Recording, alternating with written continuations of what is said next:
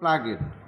এখন এই প্রথমে আমরা লক্ষ্য করব কি যে ফ্যাব্রিকটার হচ্ছে টপ সাইড আর ইনসাইড।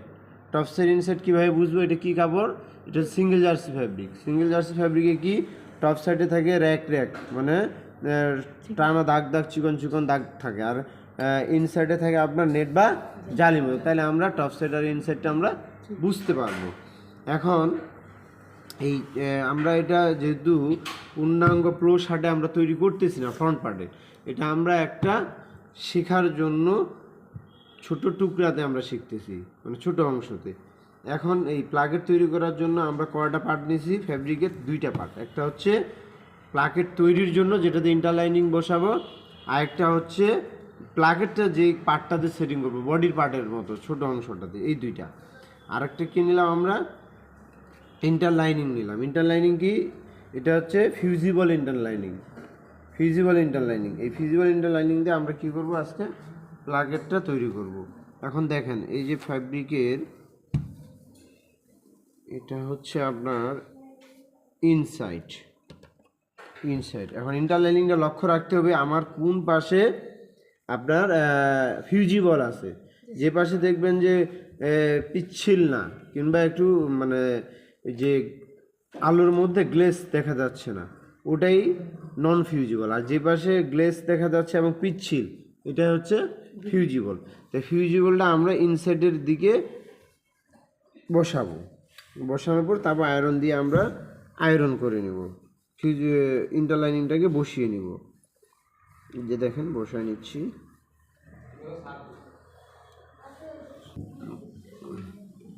এই যে আমাদের আয়রন করা শেষ হয়ে গেল। এখন ফ্যাব্রিকটাকে উল্টিয়ে নিয়ে আবার উপর পাশেও ফিনিশিং দিয়ে নিলাম। এখন যেটাতে আমরা প্লাকেট তৈরি করব, মানে প্লাকেট সেটিং করব, ওই পার্টটাকে একটু আয়রন করে নিলাম। আয়রন করে নেওয়ার পরে আবার মাঝখানে একটি ভাঁজ দিয়ে দিলাম। দেখেন ভাঁজ দিয়ে দিলাম।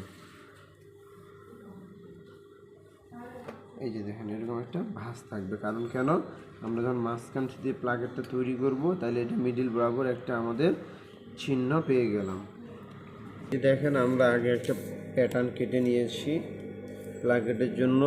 আমরা প্লাকেটের লম্বার মাপ দিয়েছি, যদি ইঞ্চিতে ধরি তাহলে 6.5 ইঞ্চি, আর যদি সেন্টিমিটারে ধরি তাহলে প্রায় 16.5 সেন্টিমিটার। আর এই পাশে প্রস্থ নিয়েছি 5 ইঞ্চি, সেন্টিমিটারে হিসাব করলে 13 সেন্টিমিটার।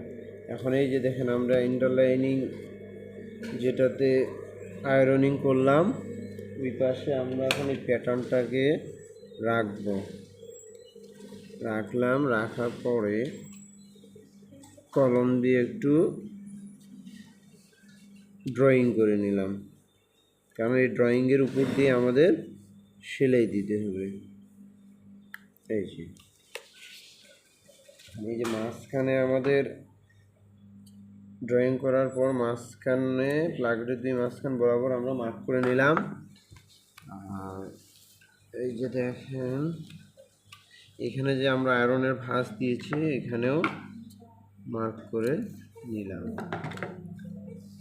এখন ঠিক এটা মনে করেন আমরা একটা বডির পার্ট, এটা বডির প্লো শার্টের ফ্রন্ট পার্টের বডি ধরে নিলাম।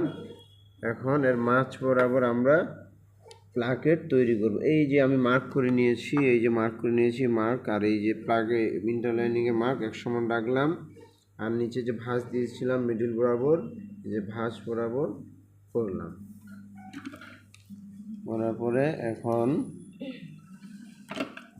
ভিডিওটা যে আমরা এখন সেলাই শুরু করব। এই যে আমি কলমের যে ড্রয়িং করে নিলাম, ড্রয়িং বরাবর আমরা সেলাই করব। সেলাই শুরুতে আমরা জানি যে ব্যাক স্টিচ দিতে হয়, ব্যাক স্টিচ দিয়ে দিলাম।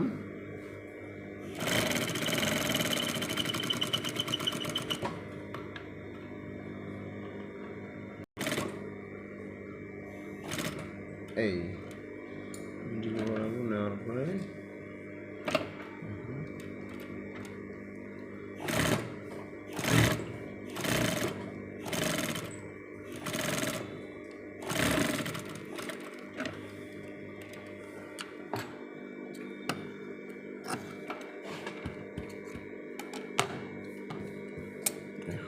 মাছ বরাবর কেটে নিলাম।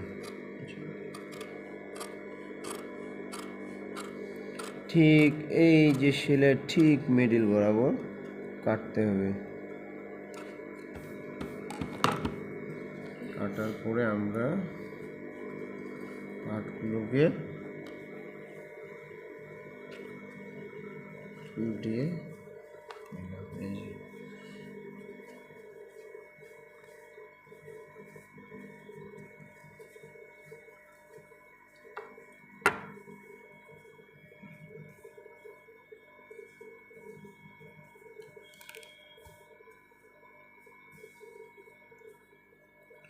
সবসময় লক্ষ্য রাখতে হবে এই যে নিচের কণার মধ্যে ফ্যাব্রিকটাকে খুব সুন্দরভাবে টেনে সমান করে নিতে হবে, যাতে কোনো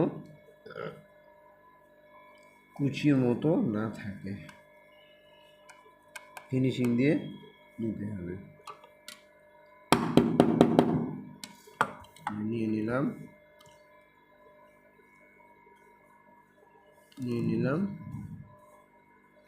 এখন আমাদের কাজ হচ্ছে 4 থ্রেড ওভারলক মেশিনে এই যে চতুর সাইড আছে এটাকে আমরা ওভারলক করে নিব। এই যে আমরা এখন ওভারলক করে নেব কোনটা, ওই যে ইন্টারলাইনিংয়ের যেই অংশটুকু আছে এটা।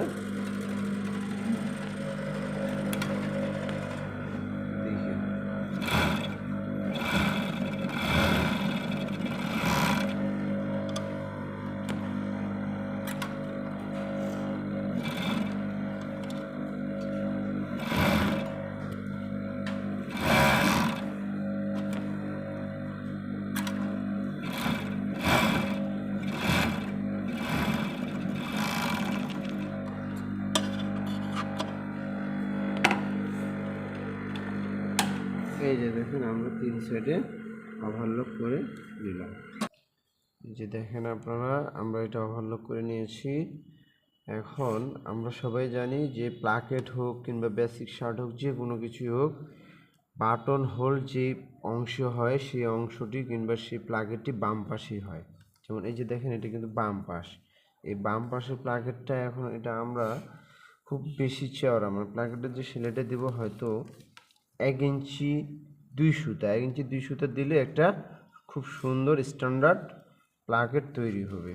এখন আমরা 1 ইঞ্চি 2 সুতা রেখে আমরা 2 সুতা রেখে আমরা একটু দাগ টেনে নিয়ে ঠিক এই দাগ বরাবর আমরা এখন কেটে দিলাম।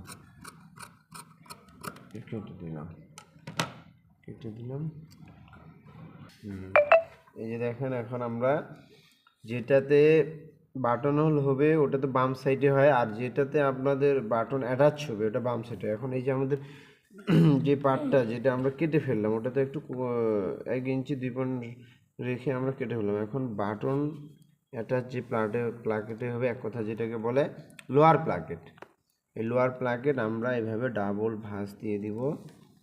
দেওয়ার পরে আমরা ঠিক ডাবল ভাঁজ দেওয়ার পরে আমরা একটি সেলাই দিয়ে দিলাম।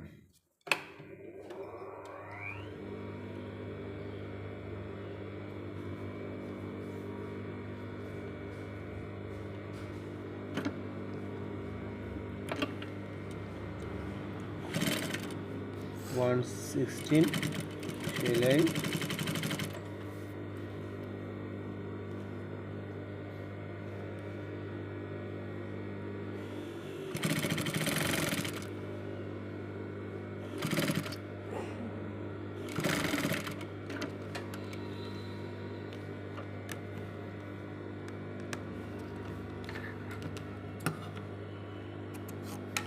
দিয়ে দিলাম। এই যে দেখেন আপনার 116 সেলাই দেওয়ার কারণে আপনার এই যে লোহার প্লেট নিচে চলে গেল। এখন কি করব আমরা, যেটা হচ্ছে আপার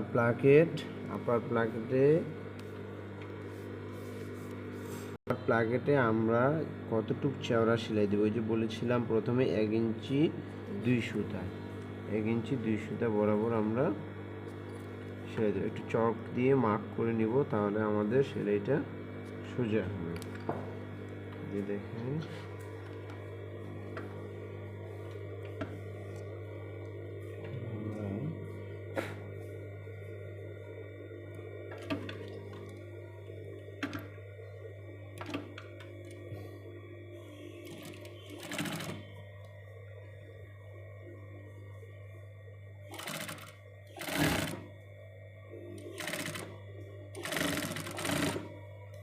ঠিক যখন আমাদের নিচের দিকে আসবো তখন আমরা দেখব যে এই বরাবর আমাদের শেষ অংশ বরাবর প্লাকেটের একটু মার্ক করে নেব, যেন এখান থেকে আমরা সেলাইটাকে সোজা ঘুরিয়ে নিতে পারি।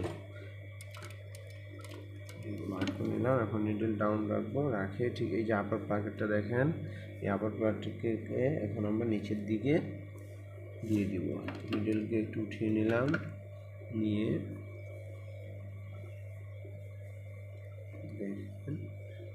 আমরা সমান করে ধরবো, সমান ঠিক এই জায়গাটাতে আমাদের লক্ষ্য রাখতে হবে, এই জায়গাটা যেন আমাদের ফিনিশিং খুব সুন্দর হয়।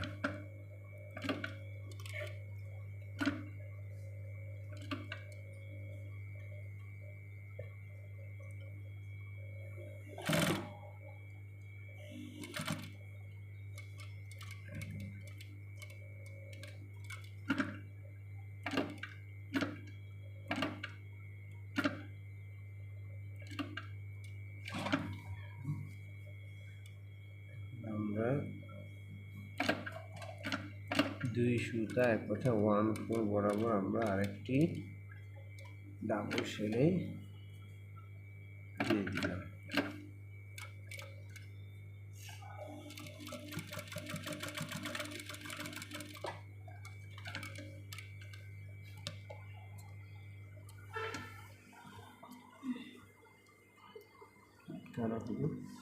যে দেখেন আমাদের প্লাকেট তৈরি হয়ে গেল। একটি ক্লোসারের প্লাকেট কীভাবে তৈরি হয় আমরা এটা আজকে এই ভিডিওর মাধ্যমে শিখলাম। এখন এই উপরে যে আপার প্লাকেট আছে, আপার প্লাকেটে হবে আপনার বাটন হোল।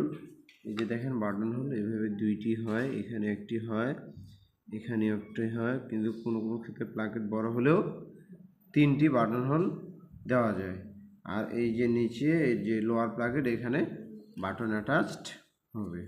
যে দেখেন এভাবেই একটি ক্লোসারের প্লাকেট তৈরি করা হয়। ভিডিওটি ভালো লাগলে লাইক, কমেন্ট এবং সাবস্ক্রাইব করবেন।